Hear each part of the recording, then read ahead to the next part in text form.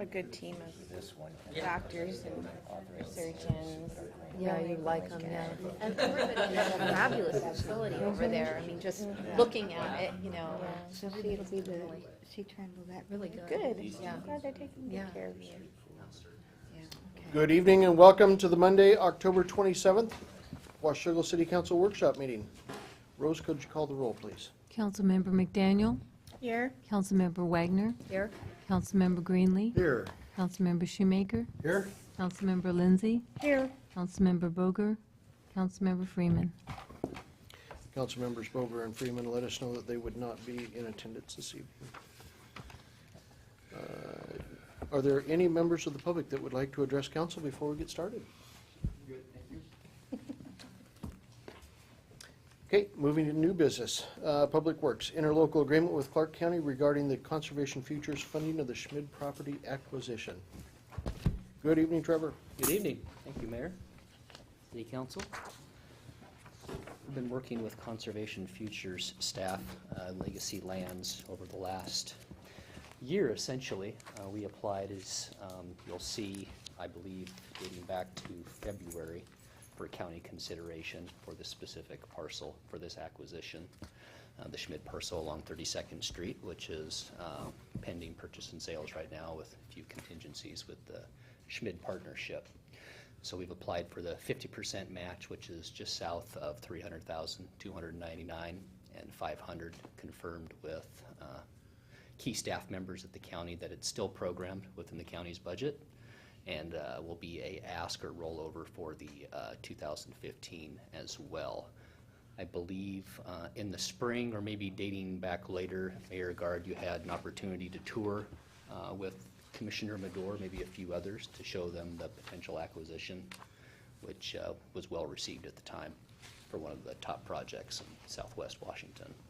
Conservation Futures works with other special interest groups to be able to have access not only to the parcel, but specifically to the waterfront. They're very interested, have a keen interest in habitat, restoration of habitat along those waterways, and making sure to secure waterfront access for community members. So at this point, it looks to be a win-win, and enter into a interlocal agreement with the county to be able to solidify that. Paul? Let's call it the tableland, the highest part that's kind of flat and adjacent to 32nd. One of the concepts would be to put a rec center there. Is there anything in this agreement that would prohibit that or limit that?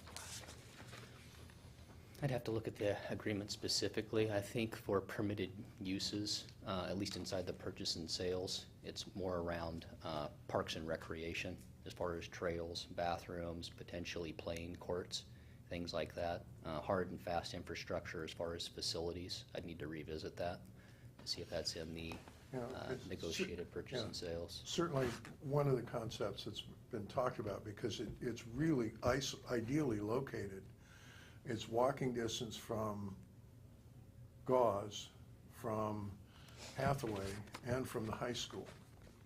So there's a lot of, it makes sense as a location for that if there are not unsurmountable barriers.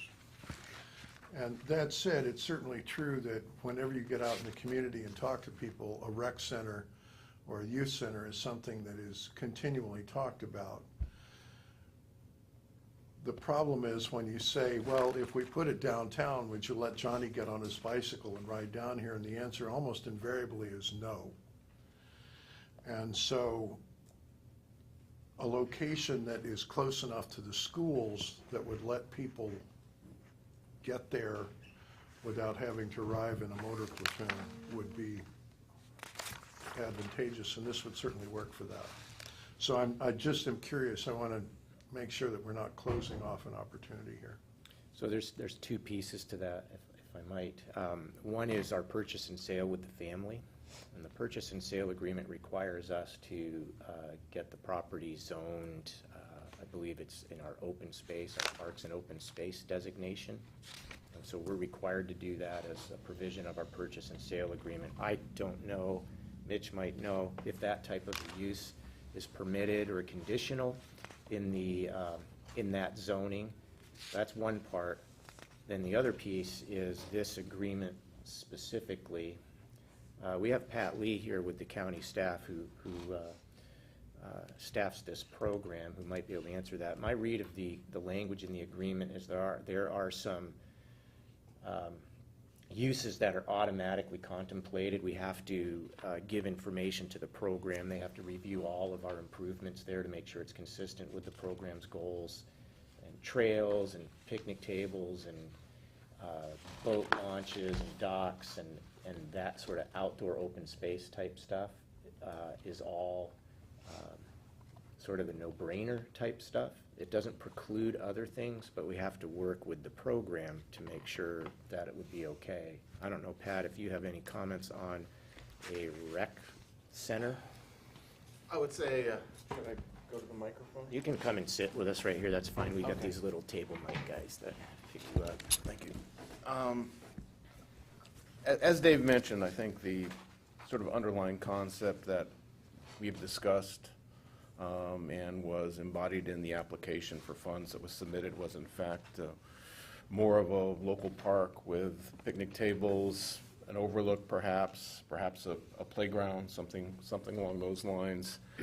I won't say that a rec center is completely off the table, since most of the property is down in the floodplain and it wouldn't be located there. However, it would be something that I would have to go back and confirm that it was okay with the Board of Commissioners, and it might actually entail a change in your application to make that an explicit use. So I wouldn't say it's off the table, but it certainly isn't what we have discussed to this point.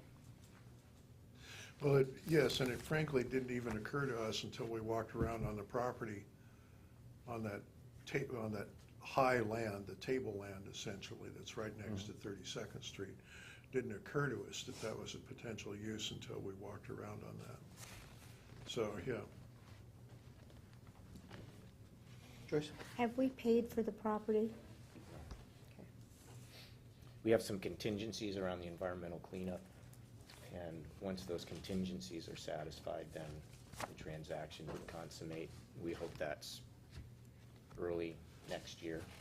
It's kind of up to the insurance company, the cleanup contractor, and the Department of Ecology. And then we would be reimbursed. Provisions of this interlocal that's in your packet provides for reimbursement. We have to submit documentation to the program, we get reimbursed, and we have 1 year from signing the interlocal agreement to make that happen. We can ask for an extension if we need one, if that process drags on. The purchase and sale has a time limitation as well, so if that process really drags on, we'd be extending everything. Hopefully we won't. It's supposed to be pretty straightforward cleanup. What's the timeline on that? Gosh, Trevor, do you remember in the purchase and sale, was it 180 days? Yeah, within 6 months. 270? Yeah, 180 or 6 months, I think. Everything should be fine. I mean, the cleanup is not significant. Thank you. Is that the one that's covered by the Schmidt insurance? Was he talking to us about that? The Schmid, not the family's insurance, but the insurance that was in place for the company, the construction okay. company. They were the insured party, and their insurance company has so far been honoring their liability, and they're cleaning it up. Yeah, I remember he was real excited about that, saying what a great deal that was when we were out there getting the tour. Yeah, it's nice when insurance pays. Yeah. Yep. Other questions for Trevor or for Patty, the one? All right, thank you for joining us. Thank you.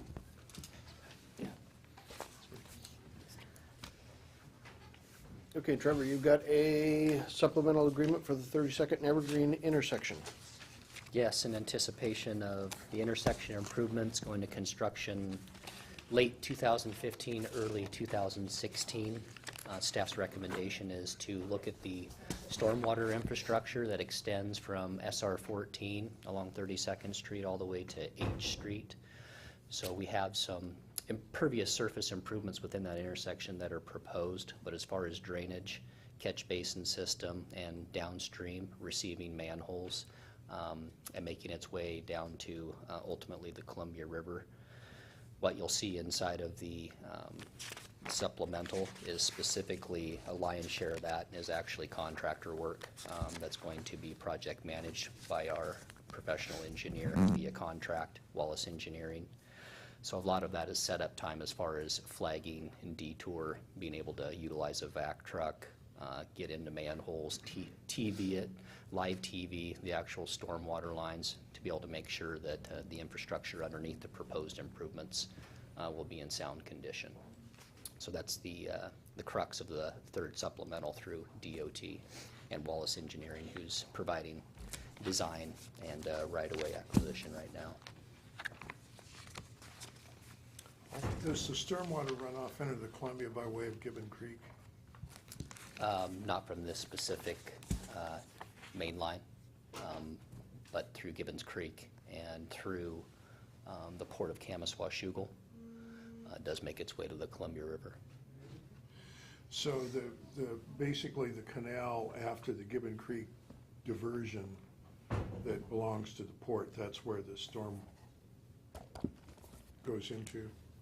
On the east side of the city. This would actually make its way down through South 32nd Street into the port, Kamaswashugal. Okay, yeah, they have the Gibbon Creek diversion, and then they have that canal that runs west from the diversion and then turns to the Columbia River, and that's where they pump Yeah, over and so that canal is what it enters? yes. Thanks. Yep. Questions, Michelle? Were the only construction things they were doing then the curb and the sidewalk? Is that part of this price in here that it mentions, the curb construction and? So the contractor, after soliciting bids, is Iron Horse. Okay, So you'll see inside of 1.2, under the supplemental on page 2, Exhibit A1, you'll see 7 or 8 bullets that lines out exactly what they'll be providing. okay, So the top of that is a traffic control plan. Obviously, we've got north of 10,000 trips on 32nd Street on a daily basis. So it's problematic to be able to flag that and divert people. And then you'll see the traffic control equipment. So we'll have boards out there to notify vehicular traffic when the closure will be, or if it'll be a paddle situation where there'll only be one-way traffic at one time. And then flagging. Then they've got a video truck to be able to video the stormwater infrastructure, to be able to launch for manholes to see what we have. And then vac truck is also for cleaning purposes, and then downwards towards closing the project.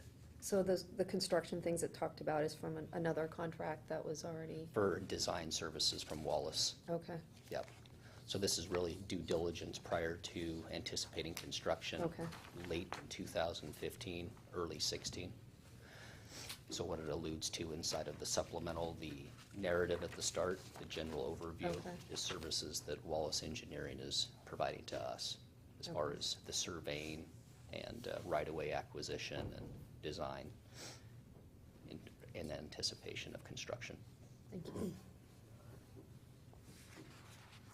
Any other questions for Trevor? Thank you.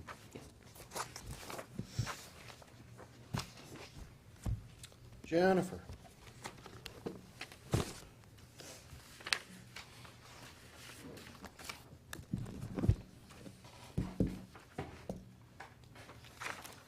You have a third quarter update for us.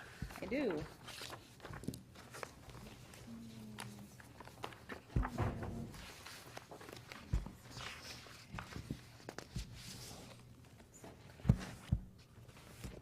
All right.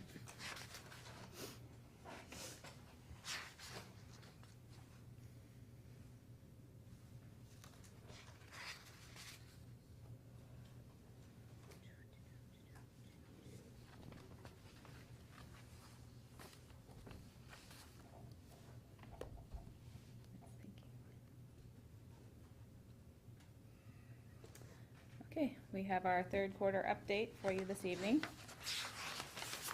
Again, these are action-packed reports. Very exciting stuff. The third quarter revenues for the general and street funds are at 65.9% of the budget, and that's typical just because property taxes don't come in until October, the second half.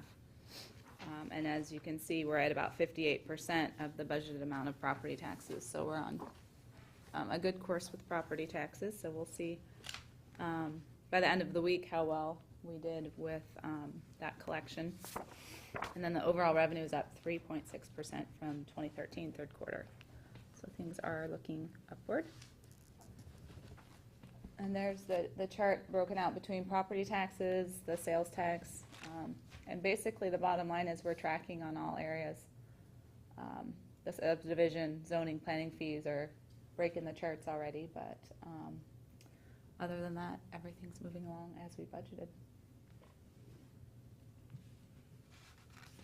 On the expense side, we're at about 71.3% of expenditures, so right where we should be. And then by department, for the general and street fund,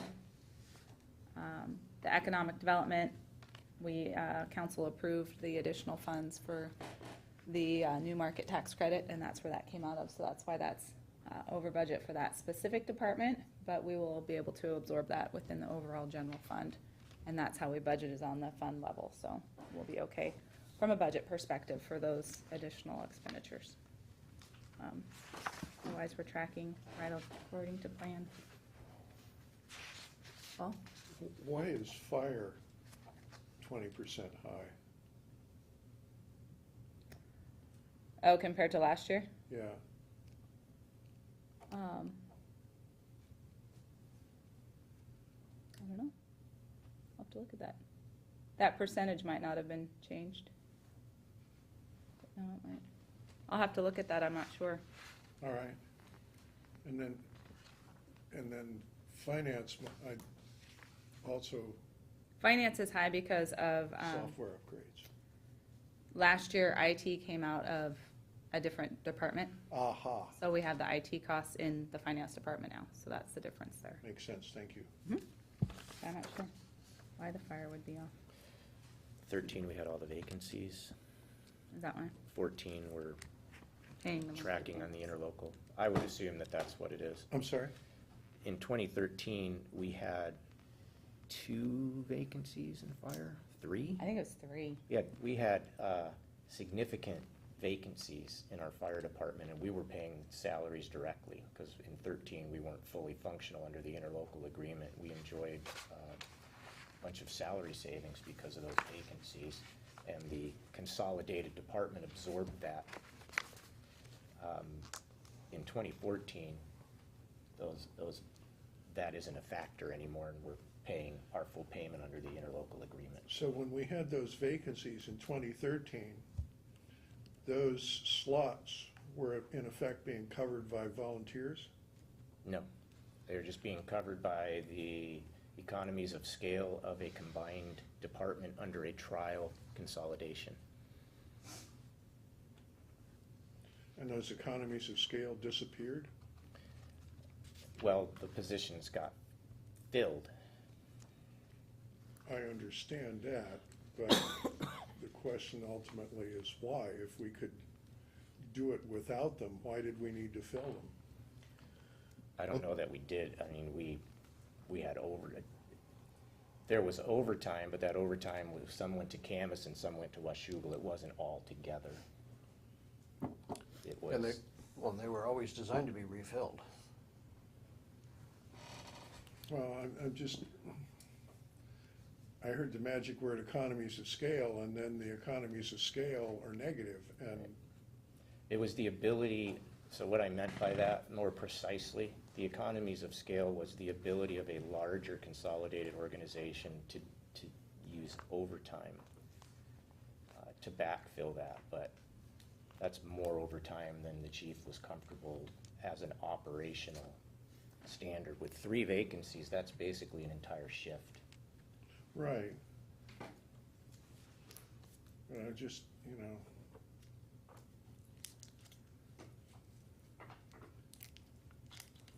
supposed to be saving money, not costing money.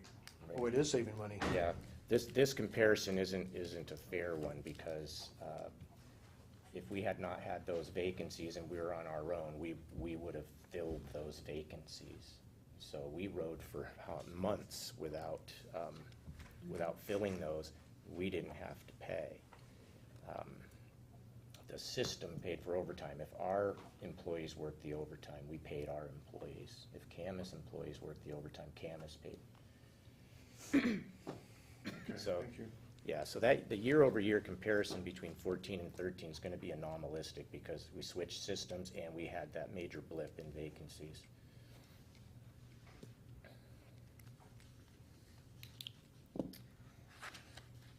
Any other questions on general fund departments? And I will look at some other data to ensure that that's the answer, and if there's anything different, I'll send out an email. Slow today. The third quarter revenues for the water utility funds and the stormwater utility funds, water sewer revenues are about 74% of the budget, and stormwater revenues are at about 84%. Expenses are roughly 77% and 64% for each utility. So then graphic with the chart comparing to the budget and then to last year actual, you can see where we're at. We are tracking right along according to plan as well here. So our water sewer expenses aren't being covered. If 74% of revenue and 70% of expenses, is that not being covered? By current collections, it would appear not, but that's why you carry a fund balance, is to make up that difference. By the end of the year, it should true up to be where we budgeted. Okay, And that's just a year-to-date number, okay. right?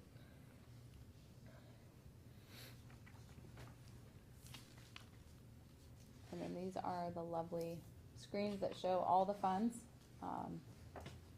Like I mentioned with the general and street fund, it's typical for us to be in a deficit status right now. That's why we carry the 16%, is to make up that cash flow problem till we get our property taxes in October. The other funds that are in deficit status are just because we budgeted that way. We knew that we would spend more than the revenue that we brought in, and we're using the fund balance in those special revenue funds. Like the hotel motel fund has a small deficit. Transportation capital, it's a capital fund, so it's expected that that's the way that'll end up. That's how we budget it. All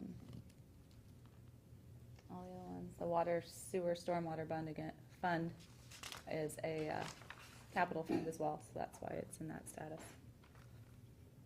Otherwise, they're all tracking according to plan. And we're right on track. It must have slipped by me. REIT revenue, where are we at on that? Oops, it's going the wrong way. We are, I don't know if we have that. Yeah, we do. Just a second. How do I get that? I noticed that stormwater hookups was quite a bit higher than budgeted. And so I'm just curious, REIT is higher as well. So we had budgeted for REIT, you can see it's the third one down, 162,000 for the year, and we're already at 197. oh, I'm sorry, there's revenue. I thought that was just expenses. Second quarter, or the second quarter, you're even higher. Mm-hmm.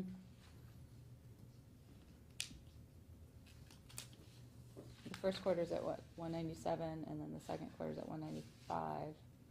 Probably because there's more fund balance in the top one, so it's earning more interest for the slight difference, because we put half and half into each Yeah, fund. they show it's be the same, Yeah. except for interest, yeah. Already, yeah, so we're already ahead on revenue. And then also in REIT 2, we do the transfer in,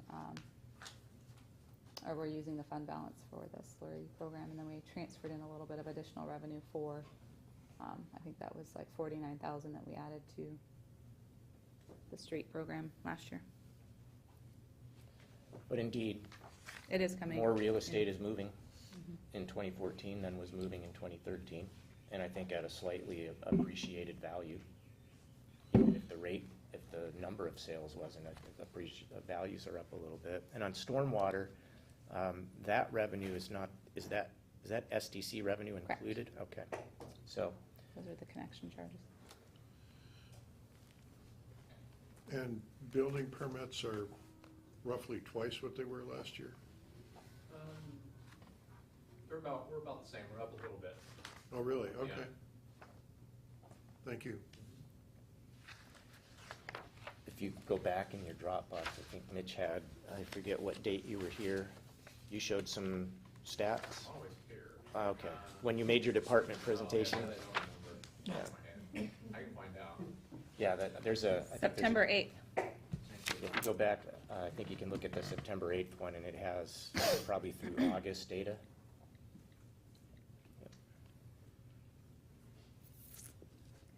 But that's good news. I'm sorry? It's good news. Certainly. Our investment side, the local government investment pool, has been going lower than we expected, but we we earn a little bit, and here's what we earn citywide. Our massive investment earnings here. We have the money market account that has a little bit higher of a rate, so we'll probably begin to transfer more money into this account since it's more stable and has a higher rate, since the local government investment pool has been going down, especially with property taxes starting to come in, or second half. And then the money market accounts, this is where we're at on those as well. So we've earned about $17,000 this year on those bond accounts, collectively, citywide. And that's it. Questions on third quarter? Let's get into the big part. All right, so these are for you, ma'am. Thank you so much. And then I will pass. There's a test on Friday. Yeah. I went ahead and made a hard copy for everyone, Thank you. and then it will be in the Dropbox tomorrow as well. Flagged for your easy navigation. I'll Thank put you. these in the other two council member boxes. Thank you very much. And I have a couple up here, and what else? Do you want one? All right.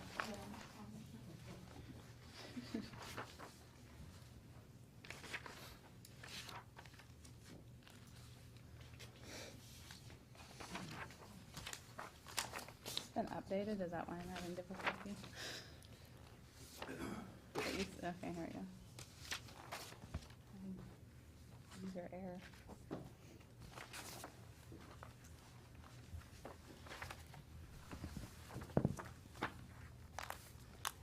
So I am providing the hard copy. We are not going to go through it line by line. We have a presentation where we're going to hit on or discuss some of the highlights that we haven't already talked about, because we've already talked about quite a few things. Within the budget, each department head came up and presented information to you. So don't worry, we're not going line by line. So we're going to talk about what we've talked about to date. We'll present the information for the preliminary budget from the mayor, and then talk about next steps. Again, I'll have it in the Dropbox tomorrow. I went ahead and listed the dates that we talked about the budget. I included the quarterly updates just so you know where to go find those in the Dropbox. Thank you. So that's how I knew what day Mitch came, because it's on the slide in here. So those presentations will all be in the Dropbox if you want to go back and look at those to see what we talked about or what information was presented.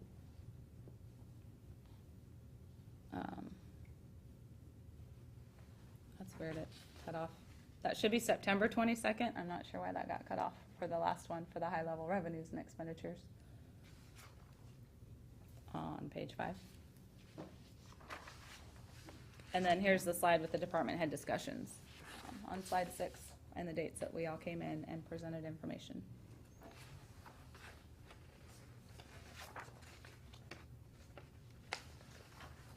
Just to reiterate the key assumptions that we've been working with on the preparation of the 2015 budget. to utilize $360,000 for streets, which is an additional $210,000. We're assuming a 1% increase voted on by the council for property taxes and the EMS levies. We are also assuming that both levy lid lifts are going to pass. So those are the assumptions that are built in, which are all what we've already talked about. Just to give kind of an update on property tax, our AV is increasing roughly 12.3% based on the information that we have from the assessor's office. Do you have- I'm sorry, you said earlier you had a 3.6% increase in income. Yes. Could you put a dollar figure to that? Is that $36,000, a little more? Maybe 40? 3 points, I can give you, over last year's third quarter is what that was. Is that what you're looking for?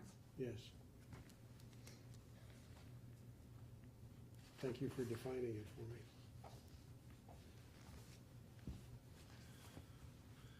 Uh, 252,000 is the number. Oh, no, that's the total. Oh, that's right. So we were at 6.9 third quarter last year, and we were at 7.1 third quarter this year. That's 200 plus thousand. Mm-hmm. Thank you. And the 1% tax, property increase tax, a property tax increase would bring us how much? Mid-40s? Mm-hmm. That's where I was in. Okay. Okay. Right. We shouldn't assume that at the end of the year, we will bring in $200,000 more in general fund revenue versus 2013. That's year-to-date.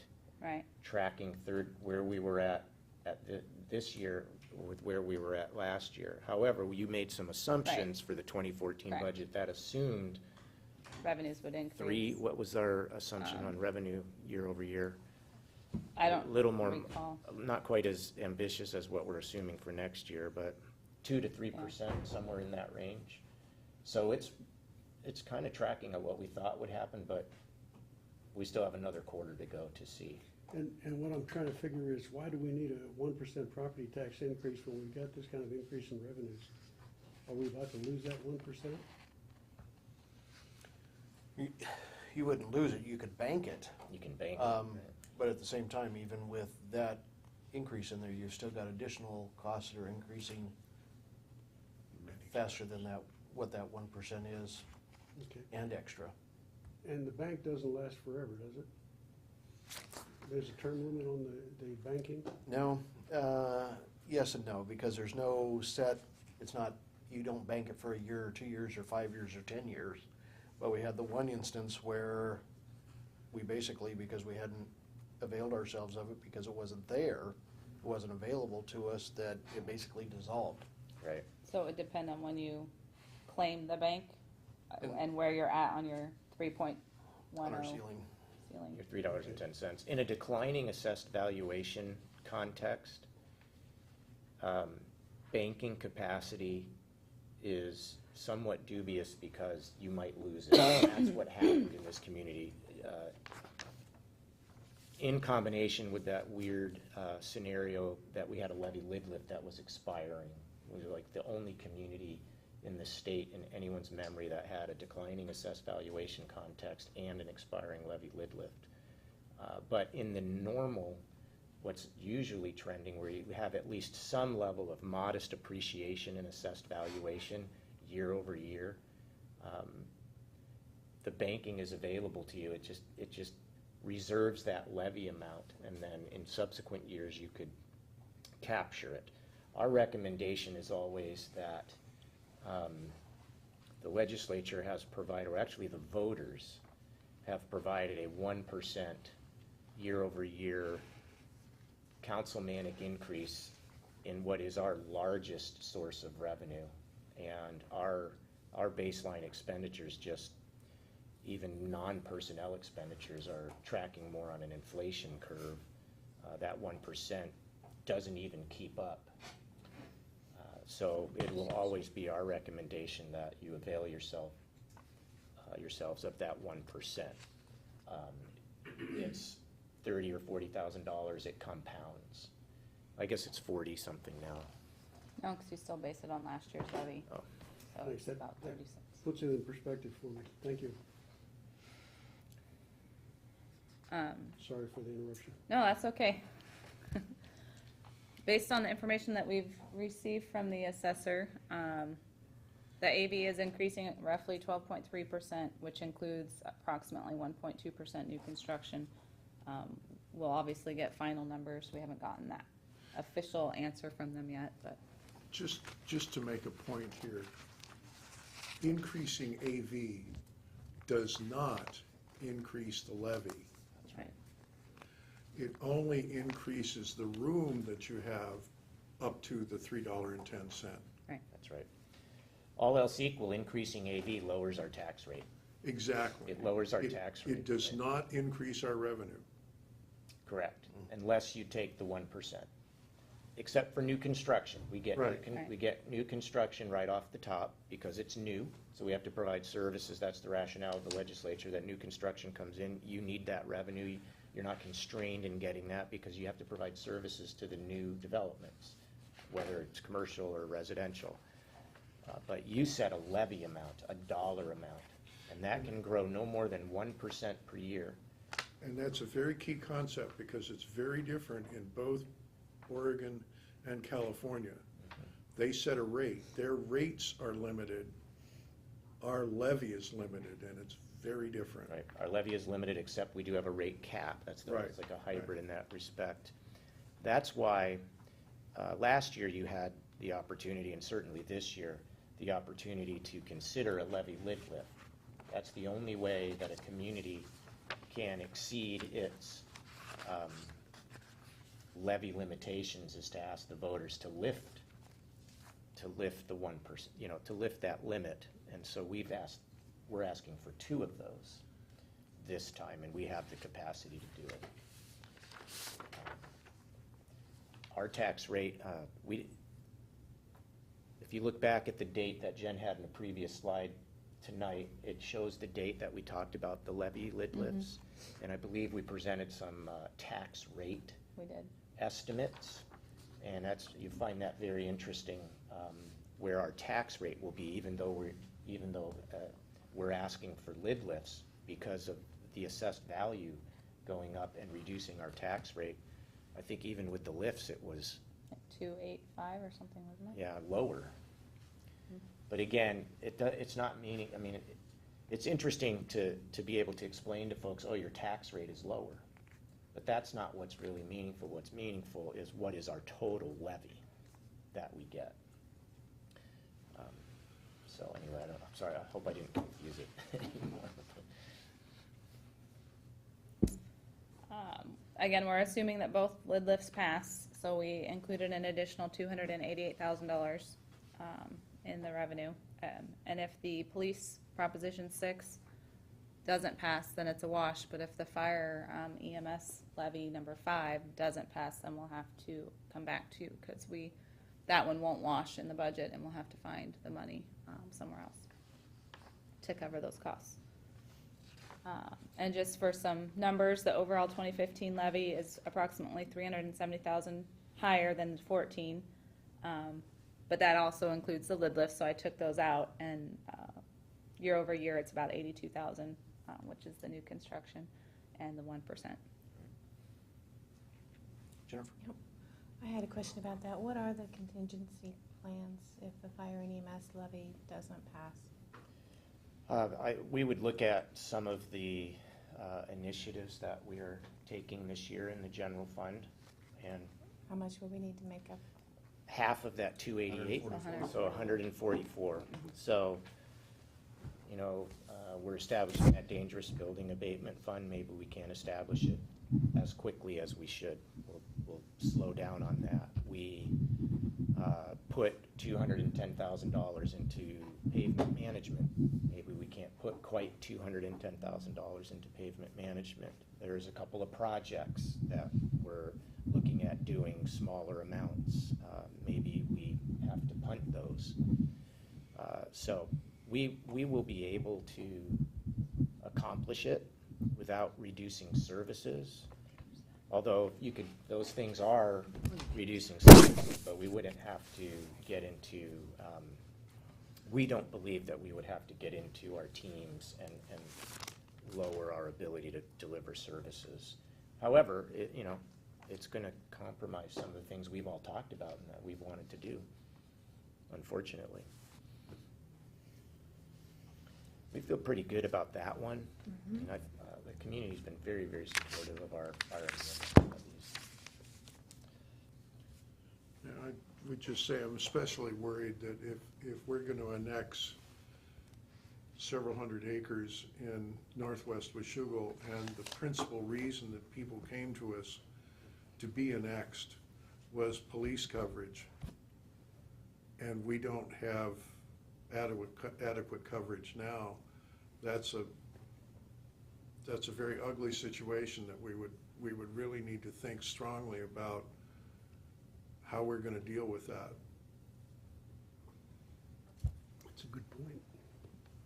A very good point.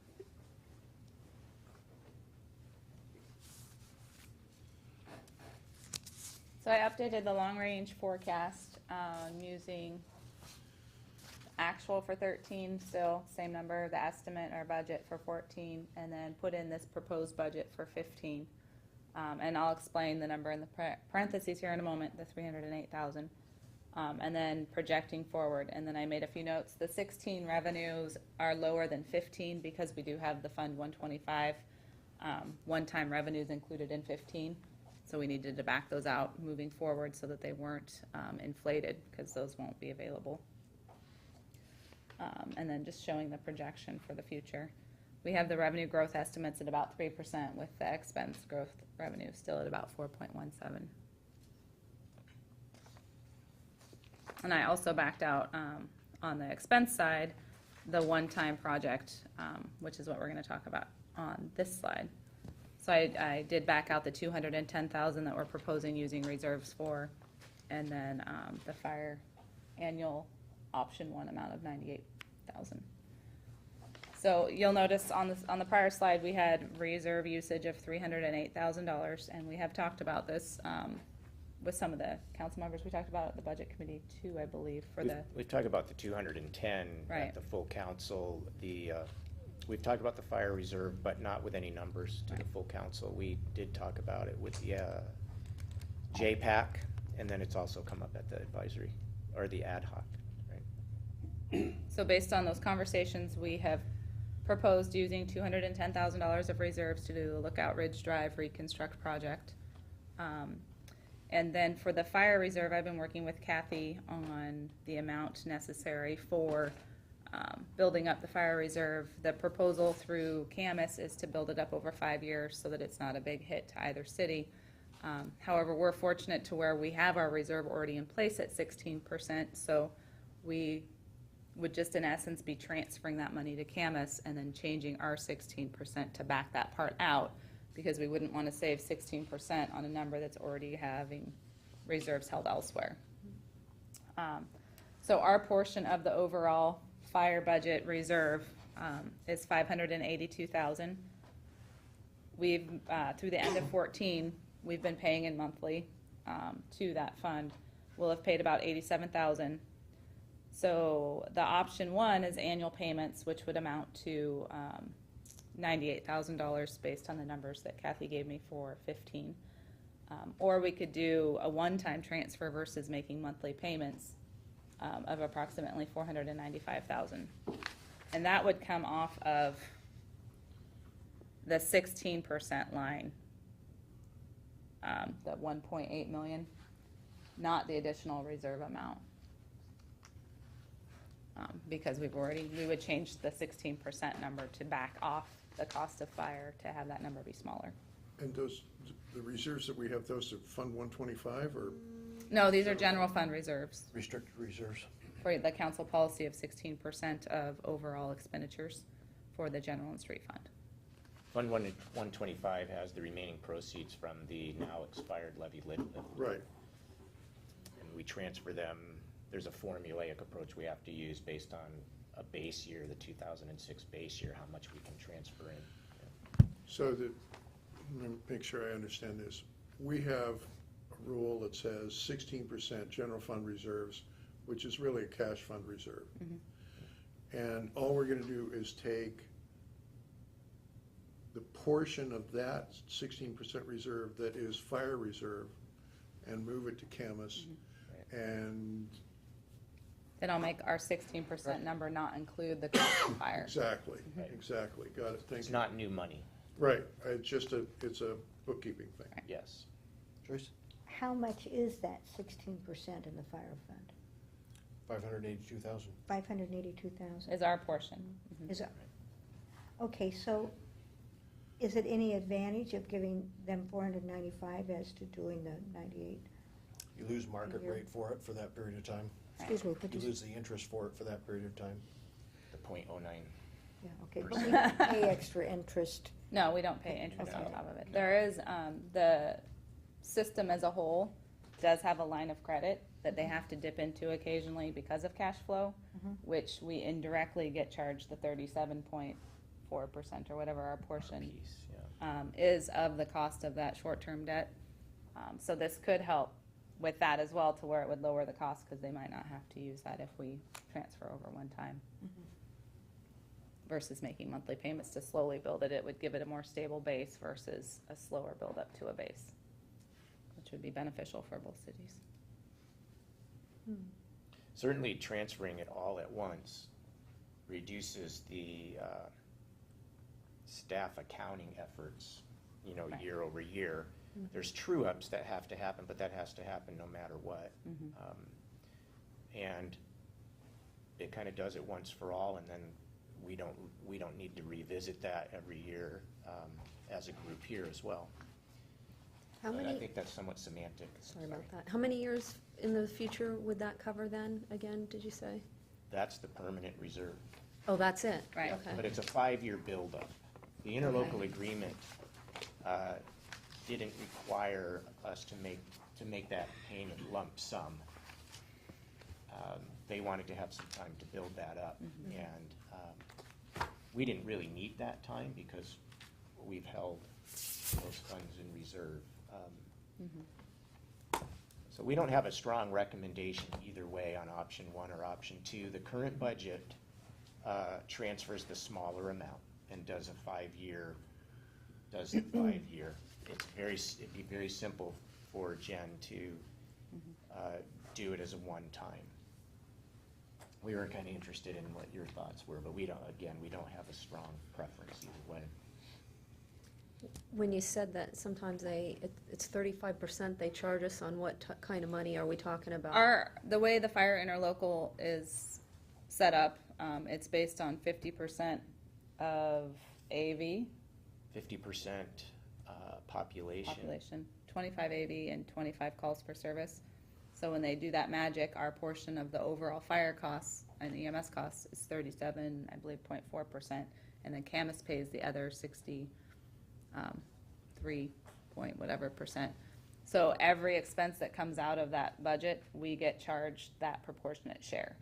So anytime they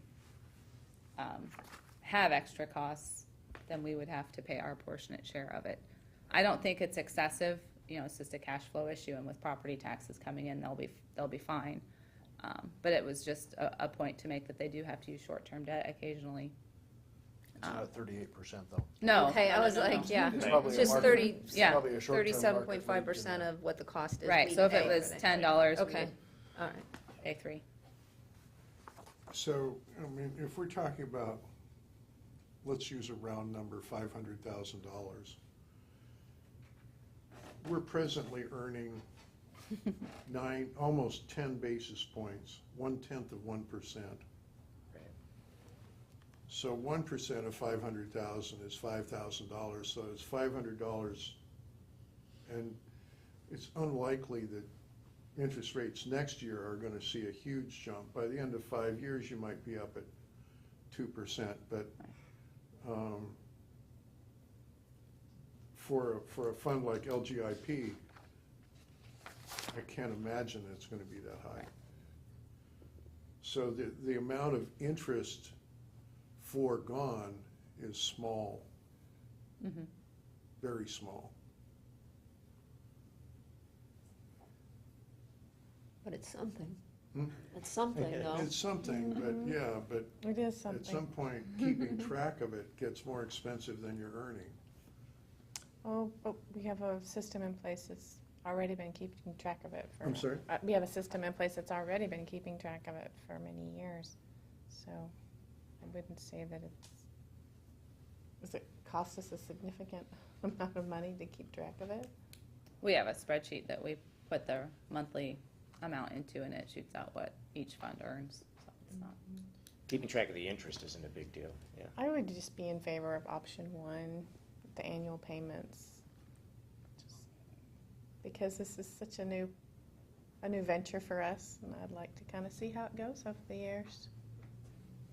It's easy enough. Is council gonna have to modify financial procedures to, because of this 16% reserve thing?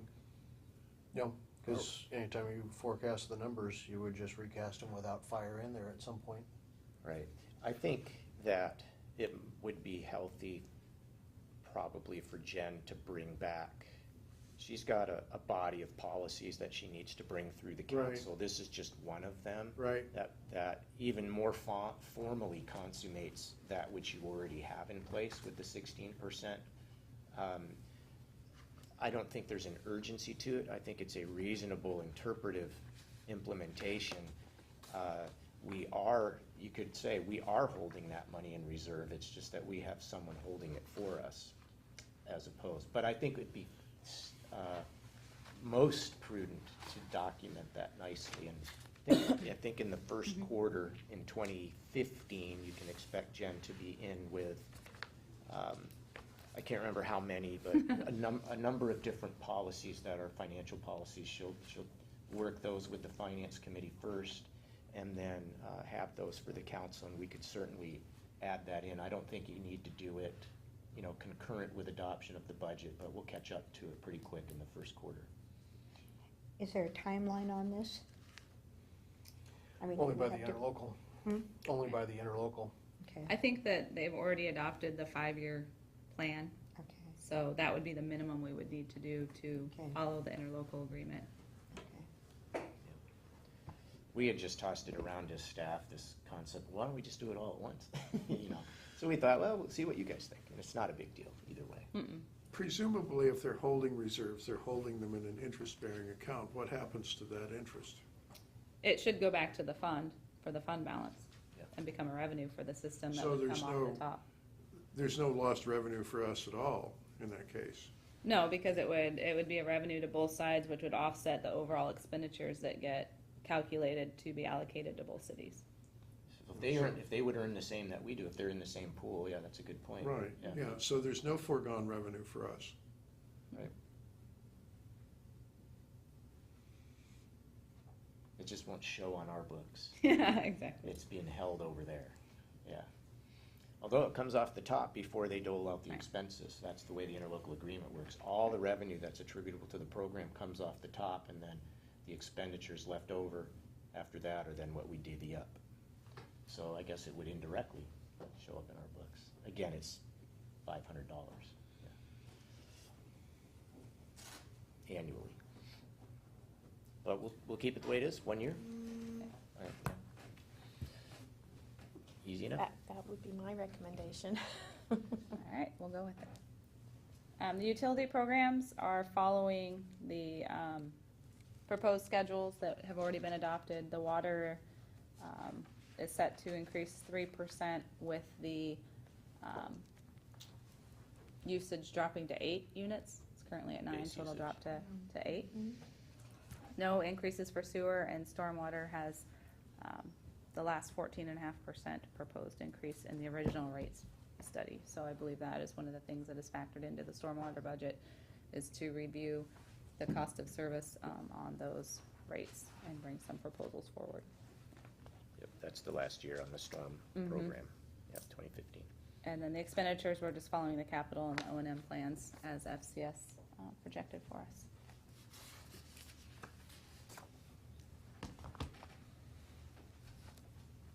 So here is the overall proposed budget. added a couple clarifying asterisks on there because we have the different lid lifts and those to see where those fit in. They do get commingled into the general property tax overall line item, so the first asterisk there is where the proposed levy lid lifts are included. You can see what it means at the bottom there. The EMS property taxes are the standalone EMS levies, the 50 cents.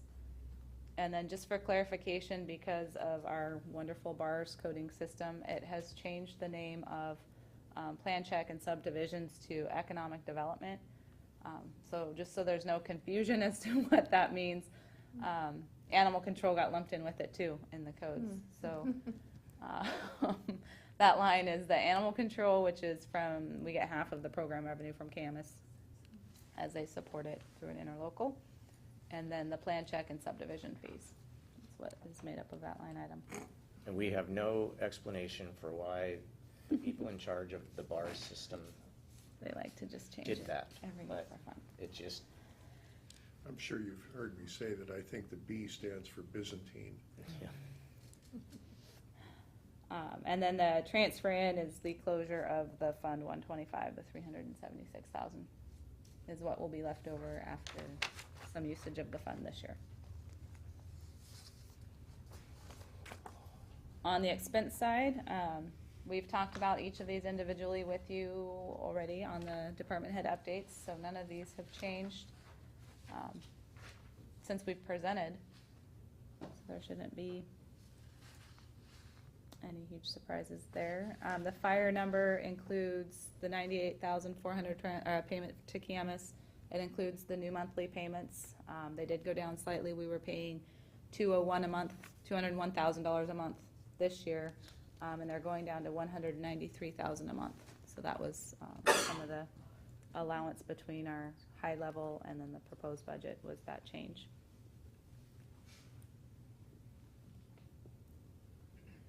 On the utility side, again, we're just tracking where we're supposed to be with water sales, sewer sales, the fund balance. On the expenditure side for, oops, this is stormwater, sorry, stormwater revenues too. Expenses on here. Apparently I didn't put them on there. So we'll go back here.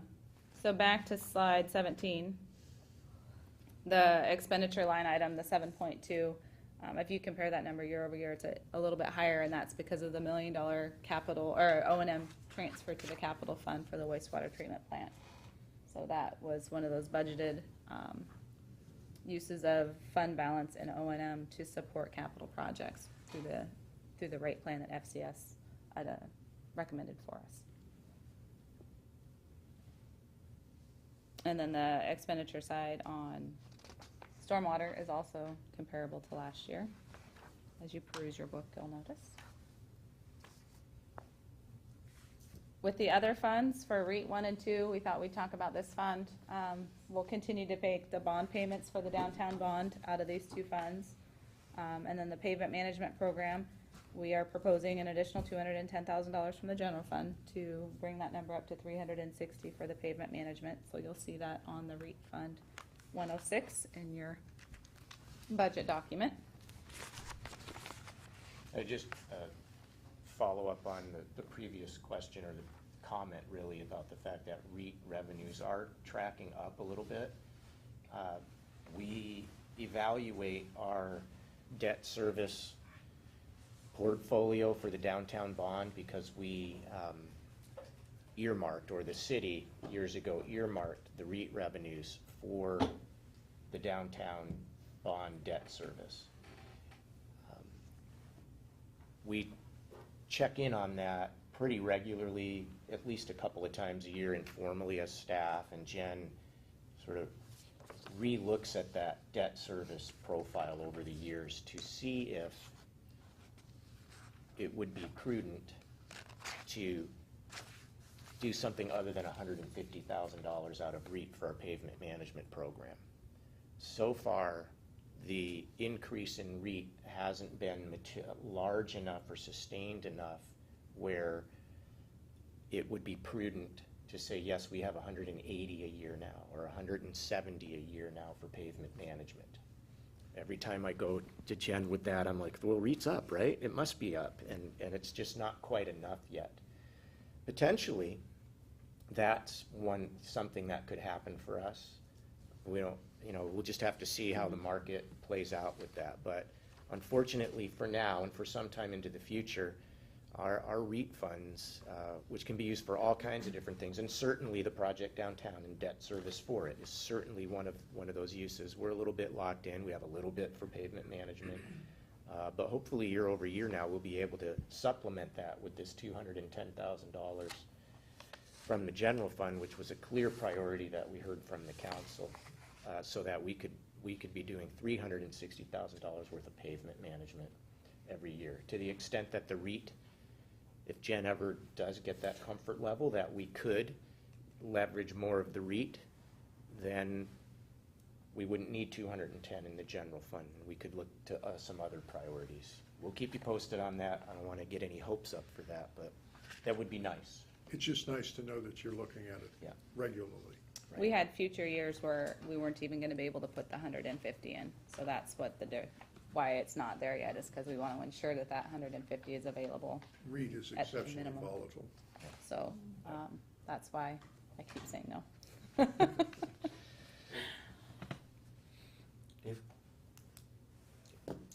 Thanks. All right, the next fund that we thought we would highlight, as we haven't talked about it yet, is the hotel motel lodging tax fund. What we did differently this year with this fund is we actually brought solicited applications early to be able to get them into the budget, which is, we kind of based it off of Olympia and then the new legislation that came out recently on this tax fund source. So we brought the lodging tax committee together. We had numerous applications for event support, which I'll get to on the next slide. But they also wanted to continue the professional services contract for having an individual in charge of that, going out and helping get people. The SUP Classic was one thing that she helped coordinate this year. So they were very supportive of that, continuing that contract. We earmarked $30,000 for event support, which is the next slide. Continuing the fireworks show, continuing the website that we've paid to put together for visitwashougal.org, I believe is what the banner says. And then a lot of advertising in the Gorge magazine, various magazines. There's a proposal for that they reviewed and approved. And then, of course, the indirect charges that go to all funds.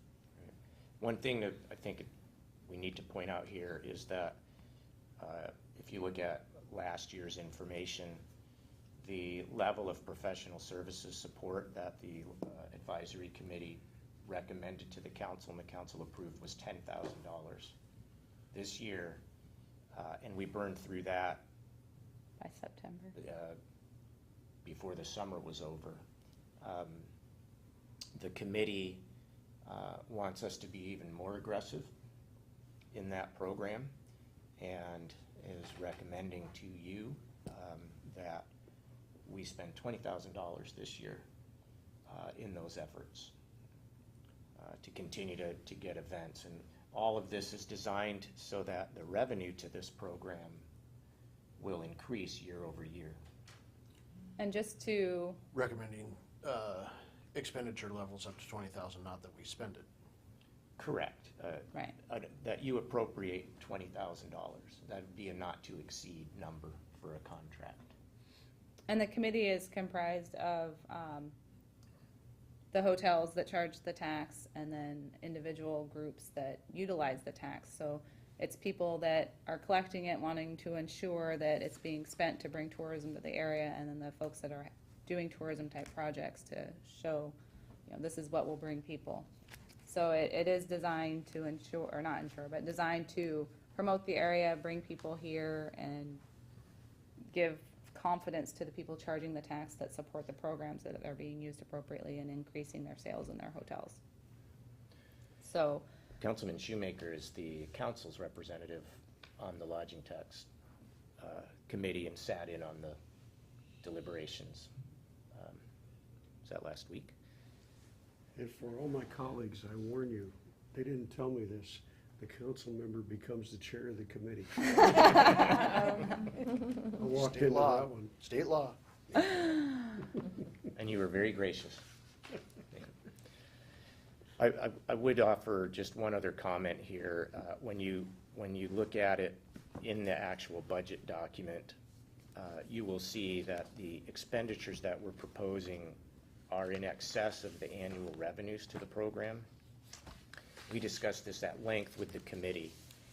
There's a fund balance that accumulated over the years in this fund and can only be spent on these types of activities. And so as a staff, we recommended to the committee that they recommend to you that over a 4 or 5 year period, we divvy up that fund balance in sort of investing in our future in the way of tourism, not spend it all in 2015 or 2016, but to take pieces of that, and it's roughly $20,000. So you see a roughly $20,000 difference between the revenue and the expenditures year over year. The hope would be that our investment in this program will make it so that the revenues we get year over year will be more like $75,000 a year, and then that would be a sustainable ongoing program that we would have. If at the end of the 5 years, the reserve is gone, we will, and we haven't seen that, we'll have to scale back the scope of the program because it can only revenues that's, unless you want to put general fund money into it. So we thought that was a prudent way to try to leverage the reserve funds that we have. The committee agreed, and so that's why you see expenditures a little bit higher than revenues for that program. How much do we get a year on that? Roughly 50,000. Roughly 50,000 a year. It's on page 55 of the budget. Okay. Jennifer? Yeah, I was just taking a look at the budget itself, and should I hold my questions on specifics for later, or? On the events, I'm just trying to, I don't recognize, like, the Columbia Gorge Film Festival and things like that. So on the next slide, I actually have listed out.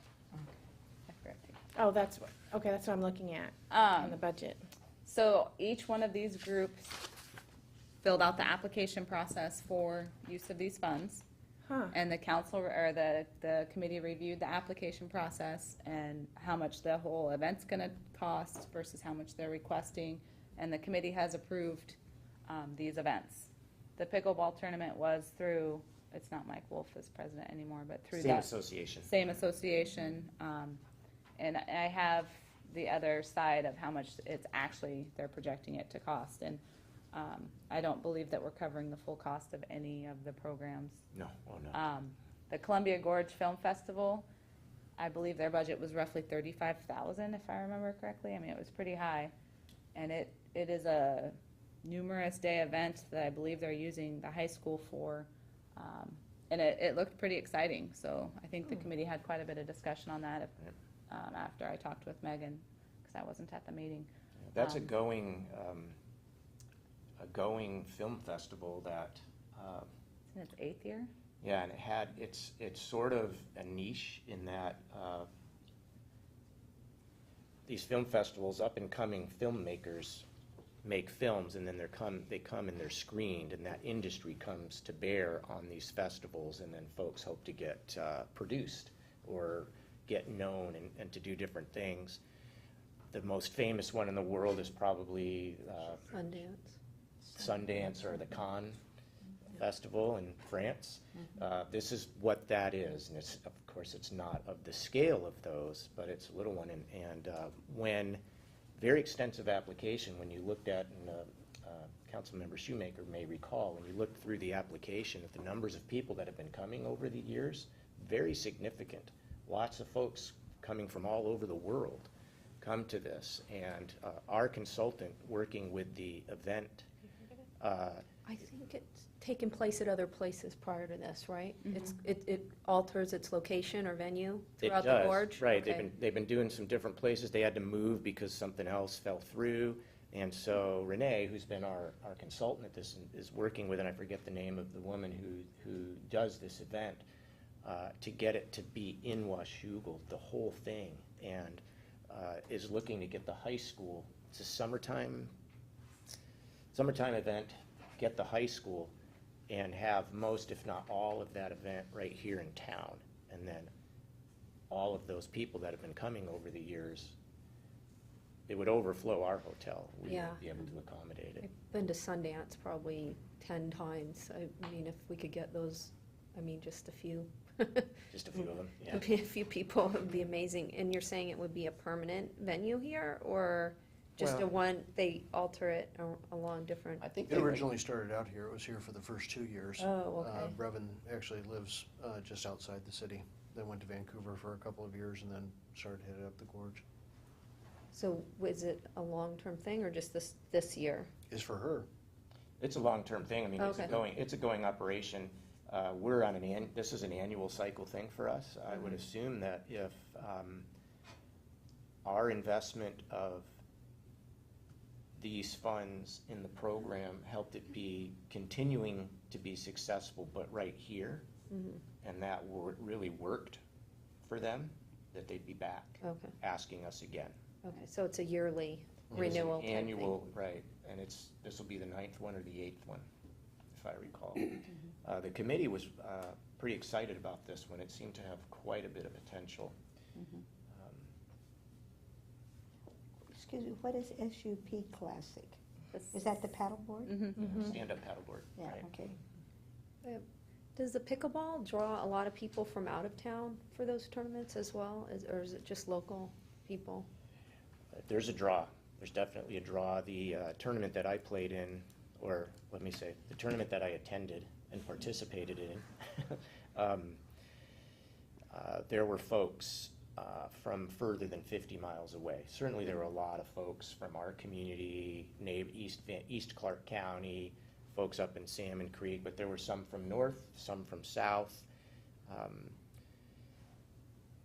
We knew when we were working with them that year 2, year 3, year 4, year 5, those out years were the years where we were going to try to get this facility on their map. If you go to the National Pickleball Association, I may not be saying the name correctly, there is a circuit of summertime tournaments all over the country. And the goal is for them to be on that, sanctioned and on that list. So I think each year it'll get better and better. Is this a parking issue up, because I drove up by there, is it a parking issue for the city?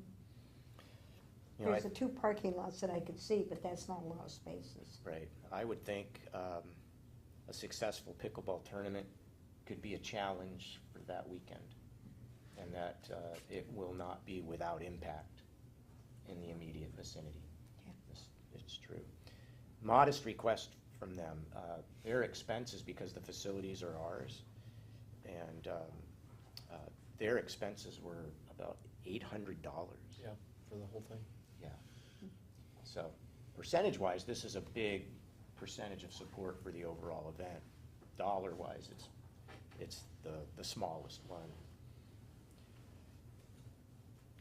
What is the tourism tax rate, the hotel tax rate?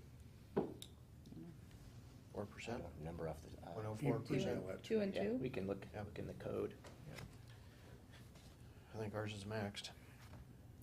Now, one thing to note here, and it's the bottom line on this slide, is that in the previous slide, the committee is recommending $30,000 in event support. The total of these pre-approved ones, if you would, is only $14,100.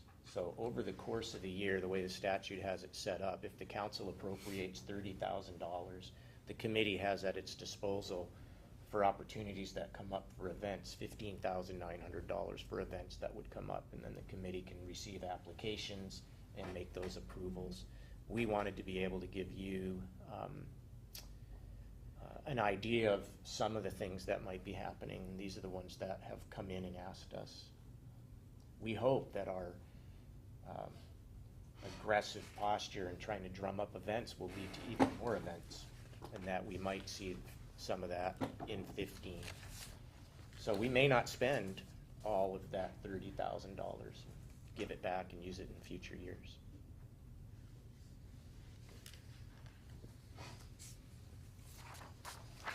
All right, that leads us to next steps.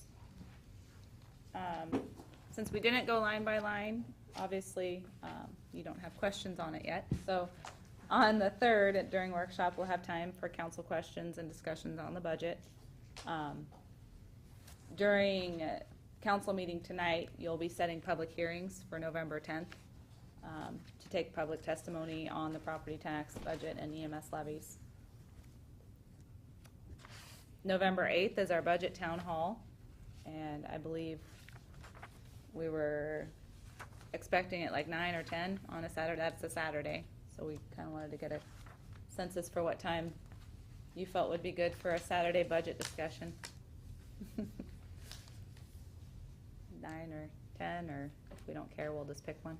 Well, I'm concerned we can't make a decision in a workshop. We have to wait to a meeting. Unless, I mean, you can reach consensus at a workshop just on a time, you know, I think. In the past, we've met at 9 o'clock.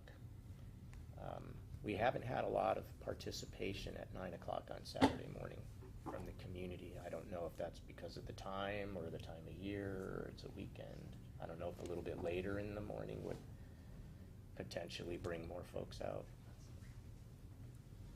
I don't care one way or another. Okay.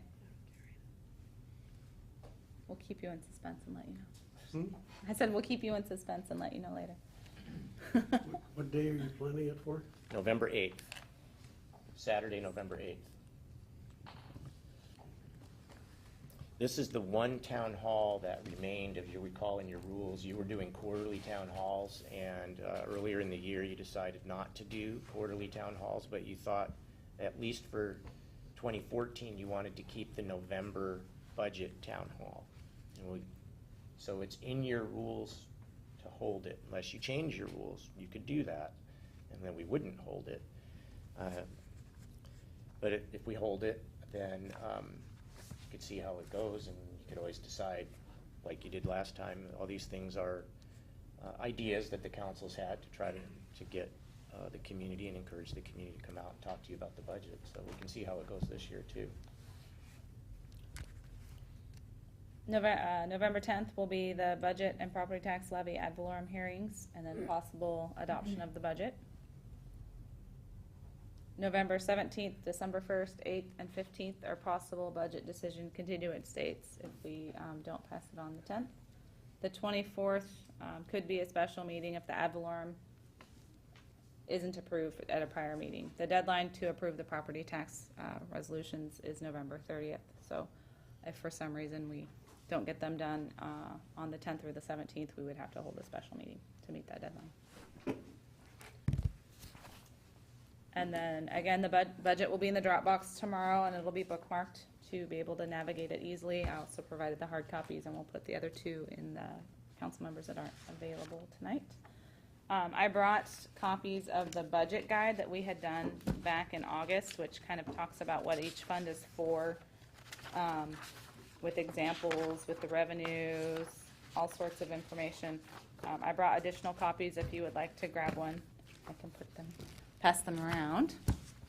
We also did a revenue presentation, and I believe it was on the same night, but the 13 meeting stuff isn't available in Dropbox anymore. So I will have to find it, and then I will email that out to everyone to talk about other tools just to help you read through the budget and understand what's in there.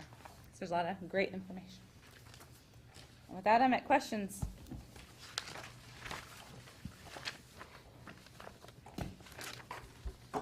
I did include new pages in the back.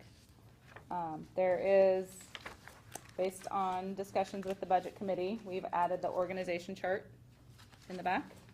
And we've also added a glossary of terms, which is by no means all-encompassing, but some of the standards to start. And you'll notice that there is more discussion on the individual pages as to what projects and contracts are included in the dollar amounts and the line items. So hopefully you'll find it informative and useful, and we'll be happy to answer any questions next meeting. I'd only add that the only new, just to highlight the new information that was presented tonight, the only new information, and help me to make sure I catch everything, was what we were just talking about with the Lodging Tax Advisory Committee. We did not present that in the weeks leading up to tonight. The details and the exact number about that fire reserve transplant, if you would. I think we talked about just I about think everything that's else. it. Trevor presented the yeah. capital program. The capital program that he presented is what's reflected in this document. All the numbers the same, so. The ER&R was boring this year. It's 2 lawnmowers, or I guess they're not garden tractors. They're not big tractors. They're in between, so we didn't think we needed to highlight that really.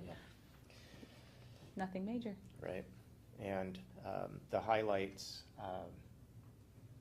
based on your direction, I think the themes that were in the front of the presentation are key. Just to repeat, 1%, $210,000 additional investment out of the general fund into our pavement management program. That is more than doubling our efforts on pavement management. It was a clear priority from the council.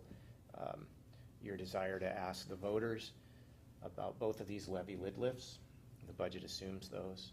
And then I'll point out the one capital project that all of the capital projects are priorities for the council in the plans that you've adopted, but one that you gave some specific attention to, and that's our partnership with our friends next door at the Community Center, Meals on Wheels people. That is a really high priority project, and is the subject of 2 asks for support that we have in our CDBG program. We have a hearing on that tonight, and then also with our state legislature. That is our sort of our key please help us project. So we're really excited, and hopefully that we'll get all of that funding and really be able to do that well. And we'll know on November 4th what happens with the levies. You probably mentioned this before, but on the reading that I was doing, it said that we didn't know yet whether the Meals on Wheels was going to be contributing, was it their $50,000? When did you say that was going to be known, whether they do that or not? Is that based on decisions we're making, or? No, it's not. It's not Okay. decisions that we're making. They are seeking funds from some private families that have been historically supportive. They've had preliminary conversations with those families, and they're very interested in helping out. And then there's a couple of foundations that provide support for that. So my understanding from the team at Meals on Wheels is they've got 3 or 4 of those, and then maybe some others that in cooperation with our staff that they'll go look for. But until they have those checks in hand, we just wanted to be as prudent as we could be, every possible contingency, and if for whatever reason that fell through, what would we do? And just to assure you that even if we have to go it alone, we will at the very minimum make sure that kitchen is compliant. We feel pretty confident based on their confidence, our partners' confidence, that they'll be able to have that $50,000, but I don't know. I haven't gotten an update in the last couple of weeks from Wanda. I don't know if they have any checks in hand yet, actual checks in hand. I think they've got some commitments, though. So that was just really contingency, just in case, worst case scenario contingency. Other questions on budget? For me, one of the telling things, and these things obviously, they grow a little bit larger each year. It's 3% bigger, it's 4% bigger, it's whatever it is. And over time, that starts to add up with one of the telling things for me is on page 9, given page 6, given the size of the sewer plant project that we have for this year as well. Your budget for 2015 is in excess of $51 million. Which is far and away larger than we've ever had in the city, even with projects in there. So it's not a small document. And that difference, it really is attributable to a $14 million sewer plant. But that is a significant project that we have, and it's happening now. Okay, C-Tran composition review. Give it. Thank you, Mayor. Thanks, Jen. Thank you. Jim. Council, in your, in the Dropbox and also in an email that I sent out is just a quick reminder and summary of this question. The council asked that this item be brought to a workshop soon. The board, C-Tran Board Composition Review Committee is meeting again. I believe it's November 18th. Is that correct, Mayor? It's coming up in about 3 weeks. 8th or 18th? And 18th. yeah, November 18th. And a couple council members asked the rest of you to, and we agreed to schedule this just for a conversation, to see if you were interested in having an action item on a future agenda where you might reconsider the direction you had previously given to the mayor on how to represent Washougal's position at this group. The last time that you did that in August of 2013, there was some uncertainty about what would happen if either Vancouver or Clark County lost a seat on the C-Tran board, and whether one or both or none would lose their veto power, their block veto. And as you'll recall, the judge issued his declaratory judgment and indicated that if any one of them, those two, were to lose their seat, that the block veto would go away for everyone.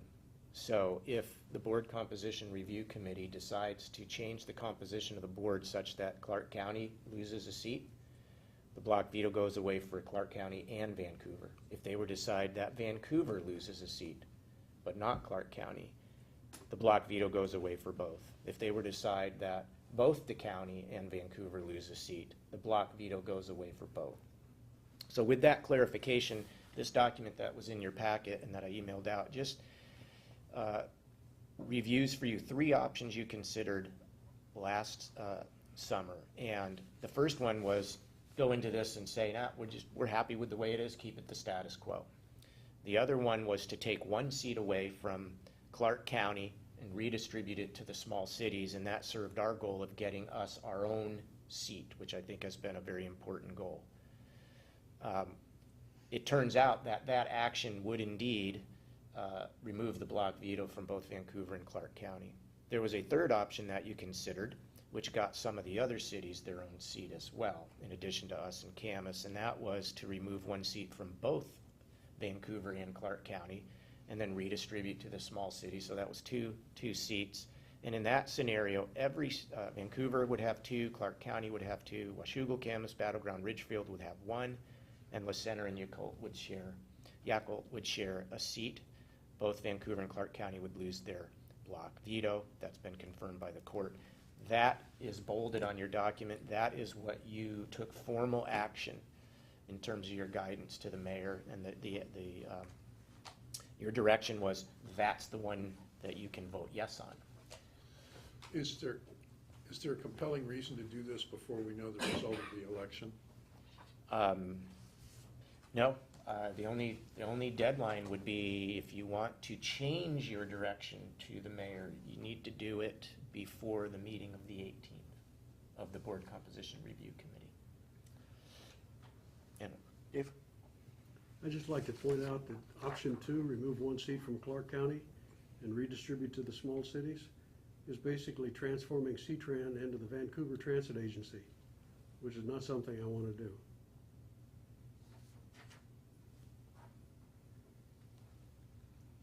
Joyce?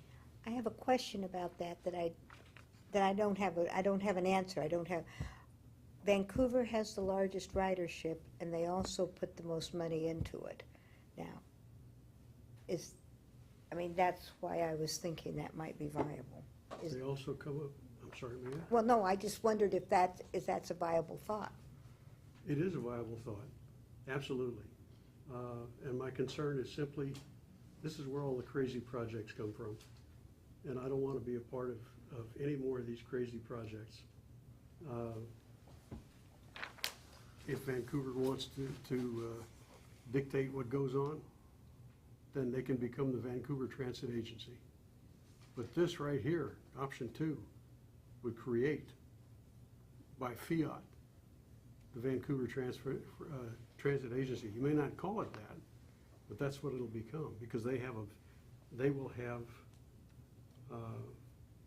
the power to do anything they want.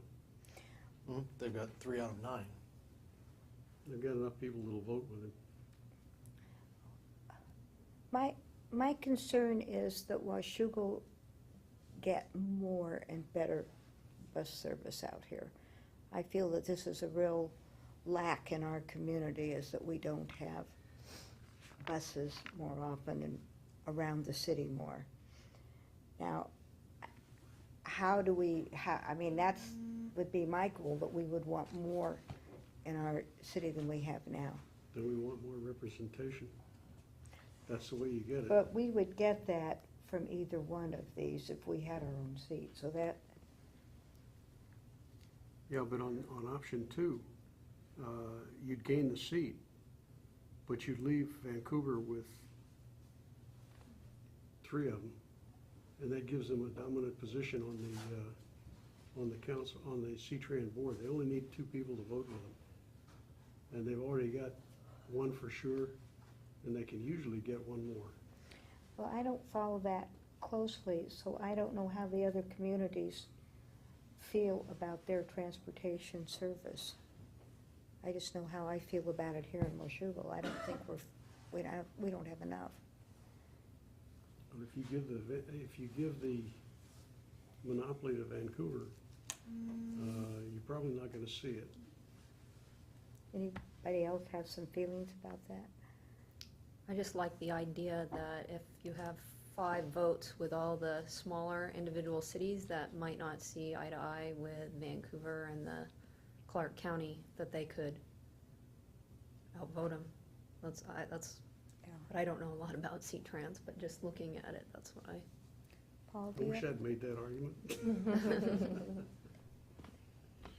The thing to remember is that over 90% of the ridership and 90% of the revenue is Vancouver.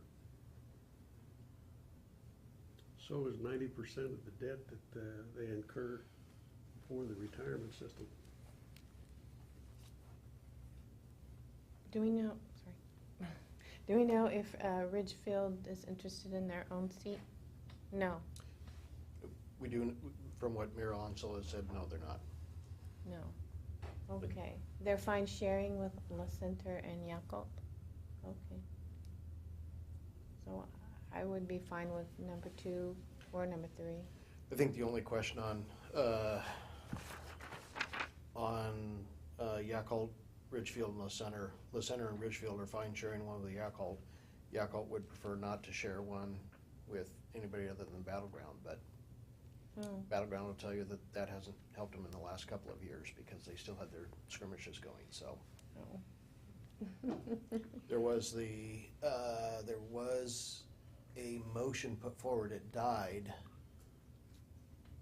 and I believe it came from one of the county commissioners that actually kind of answered that. It left it 2-2 for the county in Vancouver. It actually gave Yakult one of their own seat, but left Ridgefield and La Center combined. Well, if we can't, That one died fairly quickly. if we can't get number 3, I just then go with the status quo. Could we continue this at the meeting so that we get a break here? Mm-hmm. Yep. Council comments, Yes, we're doing that. council comments or something. So I'll bring this back up onto the agenda, and we are adjourned from this meeting. We'll be back here at 7 o'clock.